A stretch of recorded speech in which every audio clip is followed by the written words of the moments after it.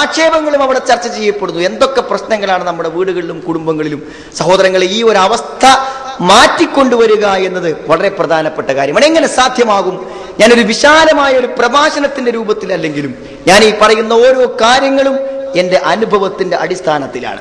ഏതെങ്കിലും ഒരു കാര്യം പറയുന്നുവെങ്കിൽ അത് ഒരു കുടുംബത്തിൽ നിന്ന് ഞാൻ അടർത്തിയെടുത്തതാണ്. വിശുദ്ധ ഖുർആന്റെയും പ്രവാചക വചനങ്ങളും തെളിവായി ഉദ്ധരിക്കുമ്പോഴും അത് പ്രായോഗികമായ കുടുംബ ജീവിതങ്ങളുടെ വിയോജിപ്പുകളെയും ഭിന്നതകളെയും കുറിച്ച് കേട്ടതിന്റെയും മനസ്സിലാക്കിയതിന്റെയും അടിസ്ഥാനത്തിലാണ് ഓരോന്നും പറയുന്നത്. അതുകൊണ്ട് സുഹൃത്തുക്കളെ, ഇത് നമ്മുടെ പ്രായോഗിക ജീവിതത്തിൽ അന്വർത്ഥമാക്കേണ്ട യാഥാർത്ഥ്യങ്ങളാണ് എന്ന് മനസ്സിലാക്കിക്കൊണ്ട് നമ്മൾ മുന്നോട്ട് പോകണം. ഏറ്റവും ഒന്നാമത് യോജിപ്പിന് എന്താണ് വേണ്ടത്? കാര്യങ്ങളും ആദർശപരമായ യോജിപ്പിനാണ് സഹോദരങ്ങളെ. ഒരു വീട്ടിൽ ഇസ്ലാമിക ആദർശത്തിൽ വ്യത്യസ്തമായ കാഴ്ചപ്പാടുള്ളവരാണോ? ഉമ്മയുടെ ആദർശമല്ല വാപ്പയ്ക്ക്, വാപ്പയുടെ ആദർശമല്ല മക്കൾക്കുള്ളത്, എന്റെ ആദർശമല്ല എന്റെ ഭാര്യക്കുള്ളത്, ഞാൻ സ്വീകരിച്ച ആശയങ്ങളോട് കൂറില്ലാത്തവരാണ് എന്റെ മക്കൾ. സഹോദരങ്ങളെ, അവിടെ ഒരു ഐക്യം സാധ്യമാകുമോ? ഒരിക്കലും സാധ്യമല്ല അവിടെ ഒരു ഐക്യം. നിങ്ങൾ ആലോചിച്ച് നോക്കൂ. നിങ്ങൾ ഉമ്മ മരിച്ചിരിക്കുകയാണ്.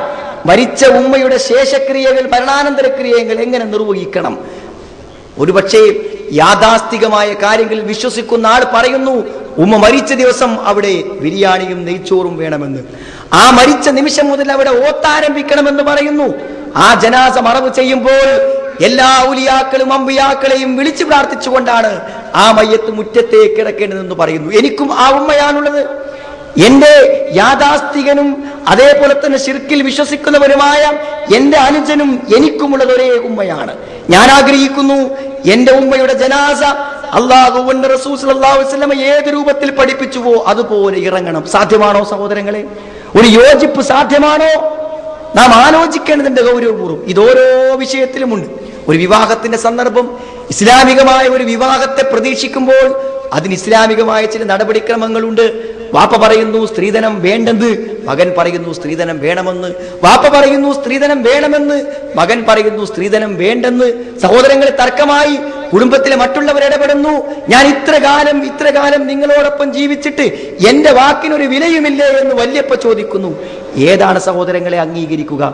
ആദർശ പൊരുത്തമില്ലാത്ത ഒരു കുടുംബത്തിൽ ഒരു യോജിപ്പിനെ, ഒരൈക്യത്തെ ഉണ്ടാക്കി തീർക്കുക സാധ്യമല്ല എന്നാണ്. അതുകൊണ്ടാണല്ലോ ഇസ്ലാം ഗൗരവപരമായി ആ കാര്യത്തെ കണ്ടത്. നിങ്ങൾ ആലോചിച്ച് നോക്കൂ. നിങ്ങൾ എല്ലാവരെയും, തന്റെ ബന്ധുക്കളെയും കുടുംബങ്ങളെയും കപ്പലിൽ കയറ്റി രക്ഷപ്പെടുത്താൻ പറ്റുന്ന ഒരു മഹാദുരന്തത്തിൽ നൂഹ് നബി അലൈഹി ഇസ്ലാമിന് അള്ളാഹു അവസരം കൊടുത്തപ്പോൾ, മകനെ അപ്പുറത്ത് കണ്ടപ്പോൾ മകനെ കപ്പലിൽ കയറ്റാൻ ആ പിതാവ് ആഗ്രഹിച്ചു. നിങ്ങൾ ആലോചിച്ച് നോക്കൂ. നിങ്ങൾ അള്ളാഹുവിന്റെ പദപ്രയോഗം ഇന്നബ്നീ മിൻ അഹ്ലീ, എന്റെ മകൻ എന്റെ ബന്ധുവല്ലേ, എന്റെ അഖിലുകാർക്ക് ഈ കപ്പലിൽ കയറാൻ അവകാശമില്ലേ എന്ന് അള്ളാഹുവോട് തർക്കിച്ചപ്പോൾ അള്ളാഹു പറഞ്ഞ മറുപടി ലൈസ മിൻ അഹ്ലിക്, അവൻ നിന്റെ ബന്ധുവല്ല. അപ്പോൾ സഹോദരങ്ങളെ, നമ്മളിൽ പെടാത്തവർ നമ്മുടെ വീട്ടിലുണ്ട്. നമ്മുടെ വീട്ടിലുണ്ട്. മകനല്ലാത്തത് കൊണ്ടോ അല്ല, നാം വിവാഹം കഴിച്ച ഭാര്യയല്ലാത്തത് കൊണ്ടോ അല്ല, നമുക്ക് ജന്മം നൽകിയ മാതാപിതാക്കൾ അല്ലാത്തത് കൊണ്ടോ അല്ല. അവർ നമ്മുടെ പിതാവാണ്, വിവാഹം കഴിച്ച ഭാര്യയാണ്, നമ്മുടെ രക്തത്തിൽ പിറന്ന മകനാണ്.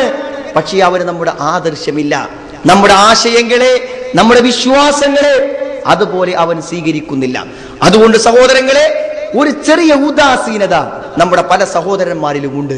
ഞാൻ ഇസ്ലാമിന്റെ ആദർശങ്ങളെ സ്വീകരിക്കുന്നു, ഒരു മുസ്ലിമായി ജീവിക്കുന്നു, എനിക്ക് അത്രേ പറ്റില്ലല്ലോ സഹോദരങ്ങളെ.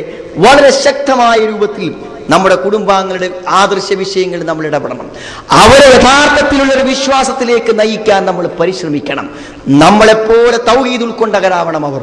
നമ്മളെപ്പോലെ സുന്നത്തിന്റെയും ബിദ്അത്തിന്റെയും ഗൗരവങ്ങളെ ബോധപ്പെട്ടവരായിരിക്കണം അവർ.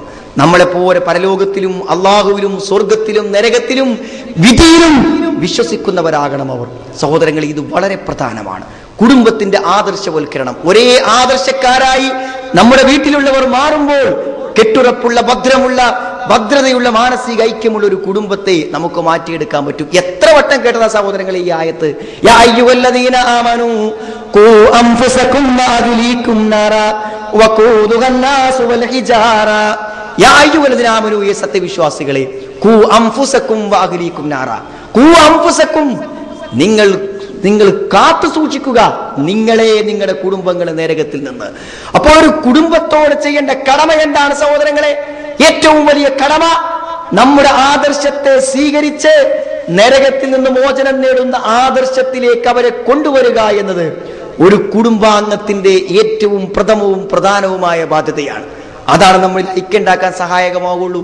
അപ്പോൾ സഹോദരങ്ങളെ, ഒരു ദീനീവൽക്കരണം ശരിയായ വിശ്വാസത്തിന്റെയും ശരിയായ അനുഷ്ഠാന കർമ്മങ്ങളുടെയും അടിസ്ഥാനത്തിൽ ഒരേ ആദർശവും ഒരേ മനസ്സുമുള്ളവരായി നമ്മുടെ കുടുംബം മാറുക എന്നത് വളരെ പ്രധാനപ്പെട്ടതാണ് കുടുംബത്തിന്റെ ഭദ്രതയ്ക്ക്. രണ്ടാമത്തെ കാര്യം സഹോദരങ്ങളെ, അഭിപ്രായത്തിലുള്ള യോജിപ്പാണ്. ഒരു കുടുംബത്തിൽ പല കാര്യങ്ങളും വരുമ്പോൾ പല അഭിപ്രായങ്ങളുണ്ടാവും. ആ അഭിപ്രായങ്ങളെ യോജിപ്പിക്കുക എന്നുള്ളത് വളരെ പ്രധാനപ്പെട്ട കാര്യമാണ്. എല്ലാവരോടും കൂടിയാലോചിച്ചും മനസ്സമ്മതത്തോടുകൂടിയും യോജിപ്പുണ്ടാക്കുക. ചിലപ്പോൾ ഒരു ചോദ്യത്തിന്റെ ആവശ്യം ഉണ്ടാവുള്ളൂ. എന്തരും ഒരു കാര്യത്തിലേക്ക് ഇറങ്ങുമ്പോൾ ഇപ്പൊ നമ്മളൊരു ഈ വീടിനെ പൊളിച്ച് വേറൊരു വീട് ഉണ്ടാക്കാൻ എവിടെയാണ് ഉണ്ടാക്കേണ്ടത് എന്നാണ്.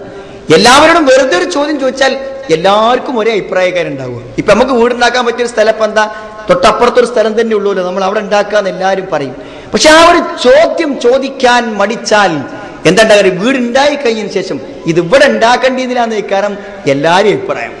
ഒരഭിപ്രായം നേരത്തെ ചോദിക്കാത്തതിന്റെ പരിണിതി എത്ര വലുതാണ് സഹോദരങ്ങളെ, വളരെ വലുതാണ്. ഞാൻ അപ്പോഴും പറഞ്ഞില്ലേ, അത് അങ്ങനെ വേണ്ടാന്നിരുന്നു എന്റെ അഭിപ്രായം. ഒരു കൂടിയാലോചനയോടുകൂടെ ഒരഭിപ്രായ ഐക്യമുണ്ടാക്കാൻ ഒരാൾ വേണം. പല കുടുംബങ്ങളിലും അങ്ങനെ ഒരാളില്ല സഹോദരങ്ങളെ. പലപ്പോഴും ഉയർന്ന് പ്രവർത്തിക്കാൻ കുടുംബത്തിന്റെ ഉത്തരവാദിത്തമുള്ളവർക്ക് കഴിയുമ്പോൾ അവിടെ അഭിപ്രായ ഐക്യമുണ്ടാകും. ഒരു വിഷയത്തിൽ അഭിപ്രായ ഭിന്നത വരുമ്പോൾ ആ കുടുംബത്തിന്റെ ഭദ്രത നഷ്ടപ്പെട്ടു പോകും. അവർക്കിടയിൽ മുറുമുറുപ്പുകളും പരസ്പര തർക്കങ്ങളും അനൈക്യങ്ങളും രൂപപ്പെട്ടു വരും. അഭിപ്രായ ഐക്യം, ആദർശപരമായ ഐക്യം, അതുമാത്രമല്ല ഒരു കുടുംബത്തിന്റെ താല്പര്യങ്ങൾ ഒന്നായിരിക്കണം. താല്പര്യങ്ങൾ ഒന്നായിരിക്കുക എന്ന് പറഞ്ഞാൽ ഓരോ മനുഷ്യനും ഓരോരോ ആഗ്രഹങ്ങളും ഓരോരോ സ്വപ്നങ്ങളും ഓരോരോ ആഗ്രഹങ്ങളുണ്ട്. എല്ലാം ആവാം. ഒരു പക്ഷേ ആ ഒരു താല്പര്യങ്ങളുടെ ഐക്യം ഒന്നല്ലെങ്കിൽ വളരെ ഗൗരവപരമായ ഭിന്നിപ്പുകൾ അവിടെ ഉണ്ടാവും. എല്ലാവരുടെയും ഇഷ്ടം ഒന്നാകുക എന്ന് പറഞ്ഞാൽ പൊതുവായി നമ്മുടെ കുടുംബത്തിൽ സ്വീകരിക്കാൻ പറ്റുന്ന പൊതു കാര്യങ്ങളിൽ മാനസിക ഐക്യമുള്ള കാര്യങ്ങൾ തീരുമാനിക്കും. ഒരു പെരുന്നാൾ എവിടെയാകണം, എങ്ങനെയാവണം, ഒരു ചെറിയ തീരുമാനമാണ്. നമ്മുടെ വീട്ടിൽ നടക്കുന്ന ഒരു പൊതുവായ കാര്യം എങ്ങനെ തീരുമാനിക്കണം, എങ്ങനെ നടത്തണം എന്ന് പറയുമ്പോൾ എല്ലാവരുടെയും താല്പര്യങ്ങൾക്ക് അനുകൂലമായ, എല്ലാവരെയും പരിഗണിക്കാവുന്ന ഒരു കാര്യത്തിലായിരിക്കണം നമ്മുടെ തീരുമാനം. അങ്ങനെ വരാതിരിക്കുമ്പോൾ ബാക്കിയുള്ളവർക്ക് ആ കാര്യങ്ങളിൽ നമ്മളോടൊപ്പം നിൽക്കാൻ പലപ്പോഴും പ്രയാസങ്ങളും ബുദ്ധിമുട്ടുകളും ഉണ്ടാകും.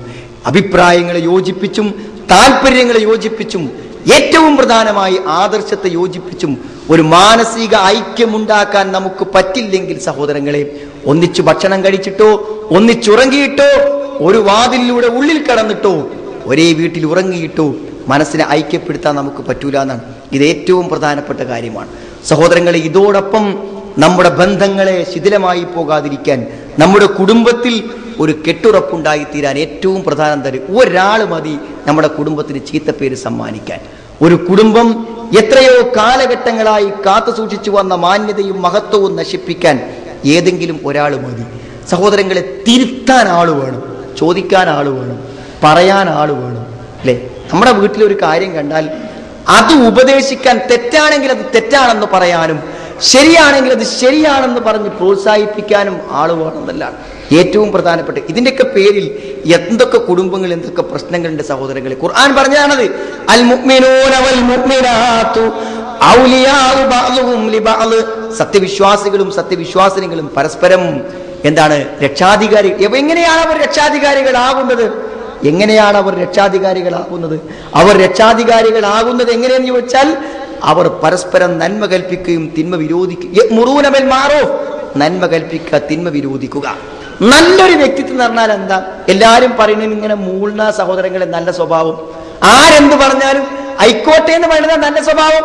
അങ്ങനെ മനസ്സിലാക്കി ചില ആൾക്കാർ ചിലത് വേണ്ടെന്ന് വളരെ ഗൗരവത്തോടെ കൂടെ പറയുന്നതാണ് നല്ല വ്യക്തിത്വം. ഏത് പറ്റാത്തൊരു കാര്യമാണെങ്കിൽ അത് പറ്റൂല എന്ന് പറയാനുള്ള ആർജവത്തുണ്ടല്ലോ, അതൊരു നല്ല വ്യക്തിത്വത്തിന്റെ ഭാഗമാണ്. ആരെന്ത് പറഞ്ഞാലും അതിനൊക്കെ ചിരിച്ച് സമ്മതം കൊടുക്കുന്നത് നല്ല വ്യക്തിത്വവും നല്ല സ്വഭാവവും നല്ല പെരുമാറ്റമായിട്ട് നമുക്ക് അംഗീകരിക്കാൻ പറ്റൂല.